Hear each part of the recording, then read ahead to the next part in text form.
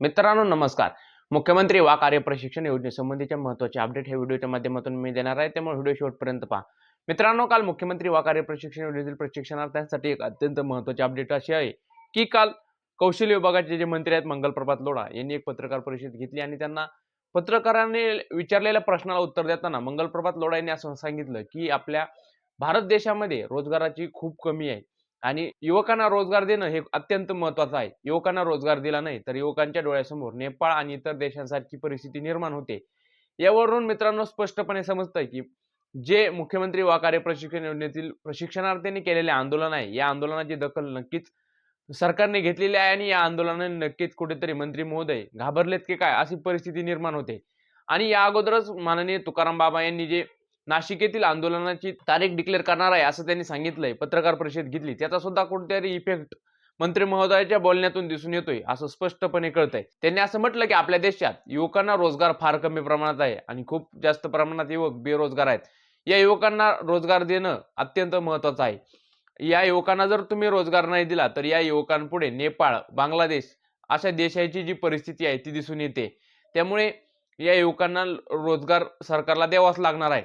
यावरून स्पष्ट दिसतंय की सरकारने घाबरले आणि लवकरच मुख्यमंत्री वा कार्यप्रशिक्षण योजनेतील जे प्रशिक्षणार्थी आहेत यांचे आंदोलन जे झाले आणि जे आंदोलन होणार आहे तुकाराम बाबाच्या नेतृत्वाखाली, याचा कुठेतरी पॉझिटिव्ह इफेक्ट सरकारवरती होणार आहे आणि प्रशिक्षणार्थ्यांना रोजगार मिळण्याच्या दृष्टीने सरकार सकारात्मक पावलं उचलणार आहे. कारण सरकारला माहिती आहे निवडणुकीच्या पूर्वी जर हे प्रशिक्षणार्थी किंवा हे तरुण आपल्या विरोधात गेले तर याचा नक्कीच मोठा फटका या निवडणुकीत येणाऱ्या स्थानिक स्वराज्य संस्थेच्या निवडणुकीत सरकारला बसणार आहे आणि सरकारमधील महायुतीमधील तिन्ही पक्षांना बसणार आहे.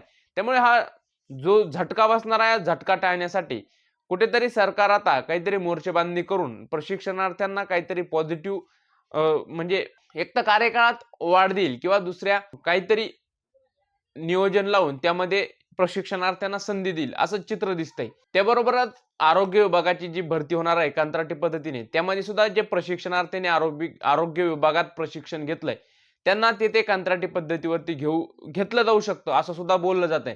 त्यामुळे जे प्रशिक्षणार्थी आरोग्य विभागात आहेत त्यांनी सुद्धा त्यांचं जी नाव नोंदणी किंवा फॉर्म भरायची प्रोसेस असेल ती करून ठेवा. तुम्हाला सुद्धा त्या योजनेत म्हणजे तुम्हाला सुद्धा या प्रशिक्षणार्थीने आरोग्य विभागामध्ये काम केलंय त्यांना कंत्राटी पद्धतीने आरोग्य विभागात घेतलं जाऊ शकतं.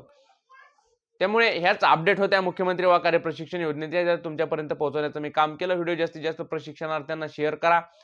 व्हिडिओ आवडला असेल तर व्हिडिओला एक लाईक करा, चॅनलला सबस्क्राईब करा. तुमचे जे प्रश्न असतील ते कमेंटमध्ये विचारा. भेटू नवीन अपडेटसह नवीन व्हिडिओमध्ये. तोपर्यंत धन्यवाद.